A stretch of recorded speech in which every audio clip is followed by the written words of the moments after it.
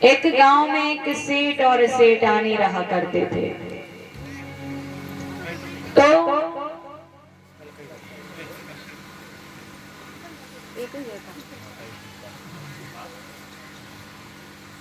एक दिन क्या हुआ, सेठ जी जो थे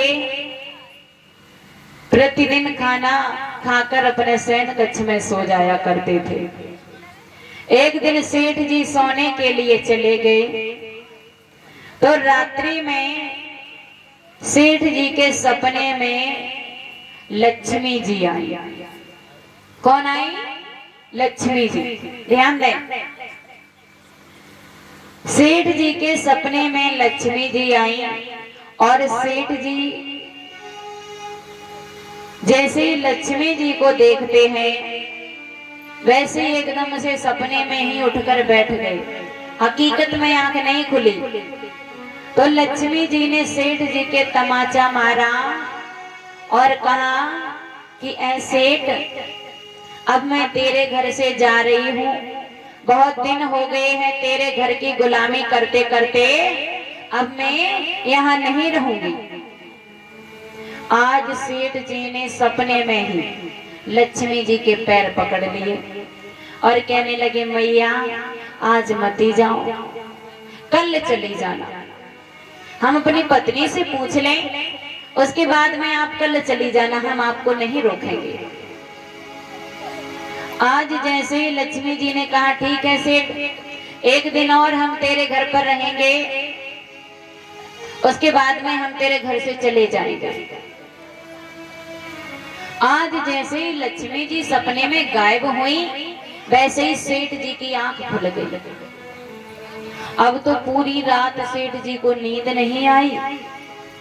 जब सेठ जी को नींद नहीं आई, जैसे ही धीरे धीरे सुबह हुई, जैसे ही सुबह के 5 बजे सेठ जी पहुंच गए सेठानी के पास में। कहने लगे सेठानी से, सुनो सेठानी, बहुत जरूरी बात है। सेठानी कहने लगी, क्या बात है सेठ जी? तुम हर दिन तो 8 बजे उठते हो, लेकिन इतनी सुबह सुबह आज 5 कैसे बज गए? तो सेठ जी बोले, देखो ये सब बातें छोड़ो, बहुत जरूरी बात बतानी है तुम्हें। सेठानी बोली, क्या बात है? सेठ जी ने सारी बात बताई सपने वाली, कि हमारे सपने में लक्ष्मी जी आई और हमसे कहा कि देख सेठ, बहुत दिन हो गए तेरे घर की गुलामी करते करते, अब मैं तेरे घर से जा रही हूँ। ध्यान दें हमारी माताएं बहनें, जैसे ही सेठानी ने सेठ जी के इतने शब्दों को सुना, सेठानी ने मन में विचार किया कि कुछ तो हमारे घर में गड़बड़ हो रही है। आज सेठानी के 4 लड़के थे, 4 बहुएं थी। आज सेठानी ने 4 लड़कों को बुलाया, 4 बहुओं को बुलाया और सभी लोगों की तलाशी ली। तो पता चला कि 2-3 बहुओं ने तो चुपचाप सास को बताया भी नहीं और गहने बनवा लिए। 2-3 लड़कों ने अपने ससुराल में अपने घर से धन ले जाकर ससुराल वालों को दे रहे हैं, यानी कि चोरी कर रहे हैं। जब सेठानी ने 4 लड़कों और 4 बहुओं को इकट्ठा किया, उनकी तलाशी ली। तलाशी लेने के बाद पूछने लगी कि क्यों कर रहे हो ऐसा, क्यों कर रहे हो? भला मैंने तुम्हारे लिए किस चीज की कमी रखी जो तुम हमारी पीठ पीछे चोरी कर रहे हो? अगर तुम्हें किसी भी चीज की जरूरत हो तो मुझे बताओ, मुझसे मांगो, मैं दूंगी तुम्हें। आज 4 लड़कों ने, 4 बहुओं ने सेठानी से माफी मांगी और कहा कि हम आगे से ऐसा कोई कार्य नहीं करेंगे, कोई भी चोरी नहीं करेंगे। अगर कोई भी काम करेंगे तो हम आपको पूछ कर करेंगे। आज सेठानी ने चारों लड़कों और चारों बहुओं को इकट्ठा कर लिया, अपनी मुट्ठी में कर लिया, उनको समझाया कि आगे से ऐसा नहीं होना चाहिए। और सेठ जी के पास में पहुंची, सेठ जी से कहने लगी, जाओ अगर सपने में अब की बार लक्ष्मी जी आए और तुमसे कहें कि हम इस घर से जाना चाहते हैं, तो उनसे कह देना कि जहां जाना चाहते हैं वहां चली जाए। आज रात्रि हुई, सेठ जी फिर से पहुंचे सोने के लिए। दूसरे दिन सपने में फिर से लक्ष्मी जी आई। लक्ष्मी जी ने सेठ जी का पैर पकड़ के उठाया सपने में ही कि सेठ, मैं अब नहीं रहूंगी, मैं जा रही हूं तेरे घर से। सेठ जी बोले कि जहां जाना चाहती हो वहां चली जाओ, तुम्हारी हमारे घर में कोई जरूरत नहीं है। तो आज लक्ष्मी जी कहने लगी सेठ से कि जिस घर में बुद्धिमान स्त्रियां होती हैं, उस घर से भला लक्ष्मी कैसे जा सकती है। आज लक्ष्मी ने सेठ के पैर पकड़ लिए और कहा, मैं तो इसलिए कह रही थी कि तुम्हारे घर में तुम्हारे पीठ पीछे बहुत ही गलत हो रहा था।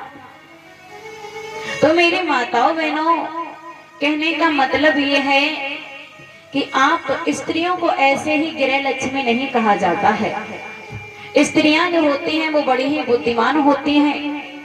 अगर स्त्री चाहे तो घर को स्वर्ग बना सकती है और स्त्री चाहे तो घर को नरक। सारी जिम्मेदारियां होती हैं घर की, और स्त्री जो होती है वो एक रानी होती है घर की।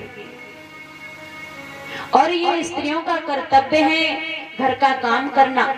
हमारी माताएं बहनें कहने लगती हैं कि अरे हम तो घर की नौकरानी हैं, सारे सारे दिन काम करते हैं फिर भी हमारी कोई वैल्यू नहीं है। लेकिन ऐसा नहीं है मेरी माताओं बहनों, ये आपका कर्तव्य है और आपको इस काम से पीछे नहीं हटना है।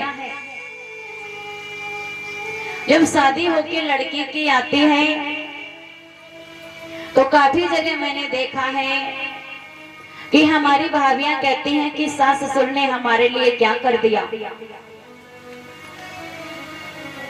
लेकिन ऐसा नहीं होना चाहिए। मैं बताना चाहूंगी, जिस माँ ने अपने बच्चे को पाला पोसा इतना बड़ा किया, बड़ा करने के बाद उसे पढ़ाया लिखाया, उसकी शादी की, शादी करने के बाद आज सास ने घर दे दिया, घर के साथ साथ सारे गहने दे दिए, रहने के लिए घर दे दिया और गहने दे दिए, गहने के साथ साथ अपना बेटा तक दे दिया।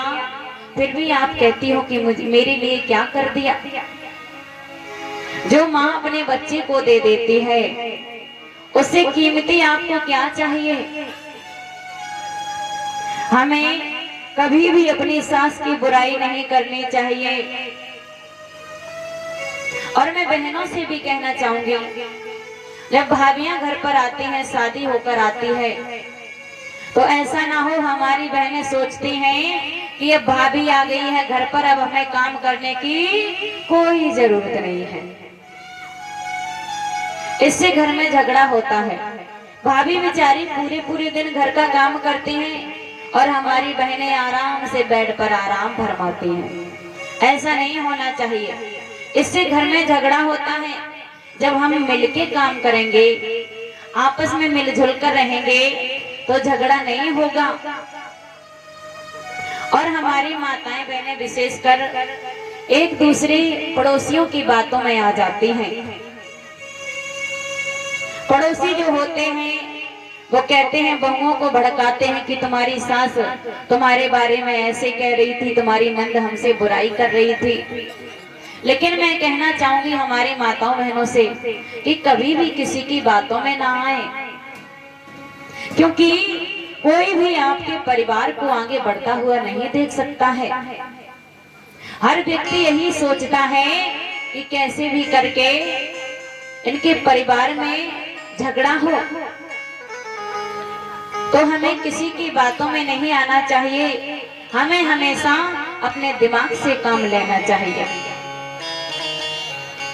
जिस तरीके से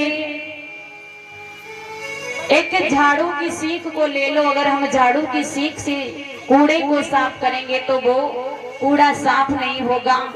और जब हम झाड़ू की कई एक सीखों को इकट्ठा करेंगे फिर उसके बाद में हम सफाई करेंगे तो कोई भी कूड़ा नहीं रहेगा।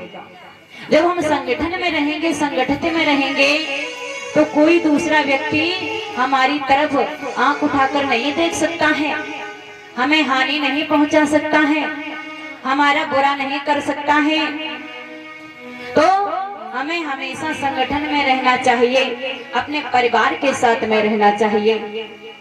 चाहे 2 भाई हो या 4 भाई हो, हमेशा हमें अपने भाइयों के साथ मिलकर रहना चाहिए, अपने परिवार के साथ में मिलकर रहना चाहिए। क्योंकि अगर आप आपस में लड़ोगे, जब आप खुद ही आपस में लड़ोगे तो तीसरा व्यक्ति बड़ी हंसी करता है, बड़ा ही मजाक बनाता है और आपके परिवार को तोड़ने का कार्य करता है।